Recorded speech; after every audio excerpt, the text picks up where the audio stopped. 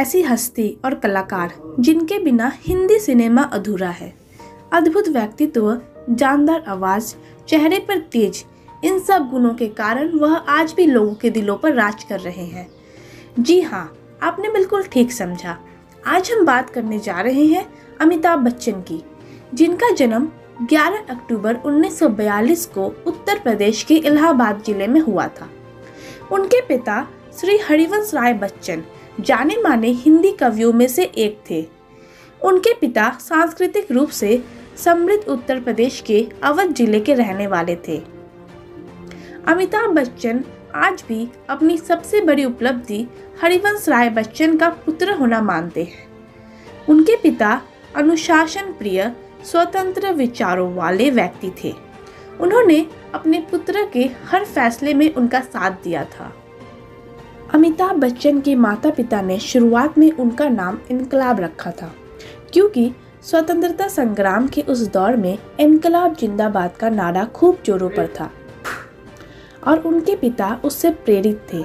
लेकिन हरिवंश राय बच्चन के मित्र सुमित्रा नंदन पंत के सुझाव पर उन्होंने अपने पुत्र का नाम अमिताभ कर दिया, जिसका मतलब होता है एक ऐसा प्रकाश जिसका कभी अंत ना हो। हालांकि उनका उपनाम श्रीवास्तव था। लेकिन अमिताभ के पिता अपनी सभी कविताओं में अपना छोटा नाम बच्चन लिखा करते थे, जिसके कारण अमिताभ के आगे भी उन्होंने बच्चन नाम दे दिया। अमिताभ बच्चन की प्रारंभिक शिक्षा इलाहाबाद में हुई।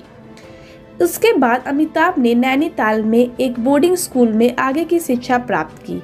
अमिताभ विज्ञान से इतने प्रभावित हुए कि उनमें वैज्ञानिक बनने की इच्छा जागृत हुई। साथ ही साथ वह स्कूल में होने वाले नाटकों में भाग लेते रहे। इस तरह उनमें एक कलाकार की प्रतिभा आरंभ से ही थी। पढ़ाई के बाद अमिताभ ने दिल्ली में कई जगह पर नौकरी की तलाश की, लेकिन आशानुरूप नतीजे नहीं मिले। यहाँ तक कि आकाशवाणी में भी उन्हें आवाज़ भारी होने के कारण नौकरी नहीं मिली। कुछ हाथ न लगने पर उन्होंने बम्बई में अपनी किस्मत आजमाने का फैसला किया, जो उनके जीवन का निर्णायक मोड़ साबित हुआ।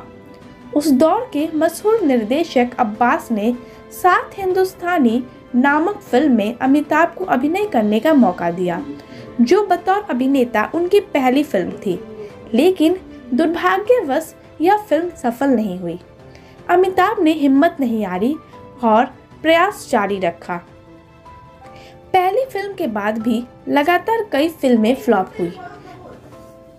तब 1971 में उनकी तकदीर ने मोड़ लिया, जब उन्हें सुपरस्टार राजेश खन्ना के साथ आनंद फिल्म करने का मौका मिला, जिसमें उन्होंने डॉक्टर के किरदार को बखूबी निभाया और अपनी प्रतिभा को साबित किया।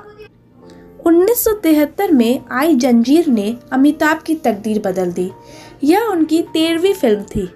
अमिताभ इस फिल्म से एंग्री यंग मैन के नाम से जाने जाने लगे और एक नए नायक का जन्म हुआ।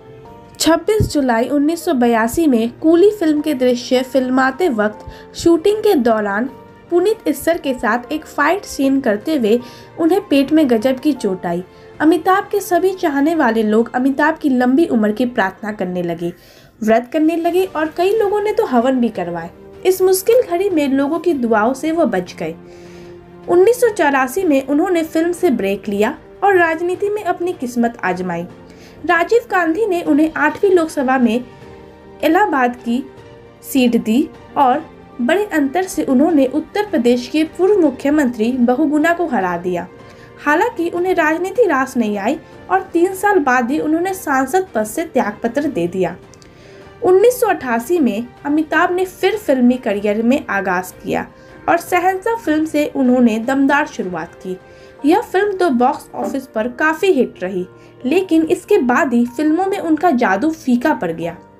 इसके बाद साल 2000 में मोहब्बतें से एक बार फिर अमिताभ लौटे। इस फिल्म में उनके किरदार को खूब सराहा गया। इसी साल कौन बनेगा करोड़पति का पहला सीजन आया, जो एक ब्रिटिश गेम शो पर आधारित है। केवल एक सीजन को छोड़कर सारे सीजन में अमिताभ बच्चन ने इस शो की मेजबानी की है। इसमें कोई दो राय नहीं है कि अमिताभ अब भी फिल्म जगत की शहंशाह, बिग बी और एंग्री यंग मैन है। अमिताभ 3 दशकों से लोगों के दिलों पर राज करते आ रहे हैं और आगे भी करते रहेंगे।